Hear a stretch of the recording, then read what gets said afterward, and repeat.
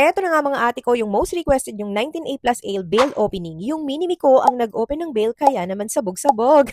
Kahit nga medyo late at night, binuksan talaga namin yung 3 bales dahil sobrang excited kami lagi sa laman ng 19A dahil subok na subok ko na rin naman talaga to. 2016 ko pa gamit yung code na 19A. Talaga namang high quality, premium quality yung mga denim nila. Hindi ko na rin maiisa-isa sa inyo yung 3 bales na to kasi napakarami ko na rin bail opening ng 19A at uploaded na rin dito sa account namin. Kung papansinin niyo yung video yung first bail natin, meron din siya mga ripped jeans stuttered at meron ding wash. Sama-sama rin naman sila pero ang mahalaga dito malinis, bentables, lahat baggy ang laman. Minsan nga nakapag-open na rin ako ng bail na halos perfect kong matatawag kasi nagsama-sama doon yung super lalaking wide leg Godzilla, ang bibigat nung denim, mamahalin lahat, tas may branded pa. So ganun no, kung papansinin nyo, iba-iba rin talaga yung laman. So again, lower your expectation kasi walang perfect na bulto. Ang mahalaga, marami na kayong idea dahil sa mga pag-share namin ng mga bail opening. Ito nga pala yung nakuha naming collection sa 3 bells, napakarami. Ang so solid niyan, ready na yan for steam. So alam nyo naman, after natin niyang mapa-steam, diretso na yan sa live selling area at meron tayong napasample na isa dito na mine nga din to agad sa live last night.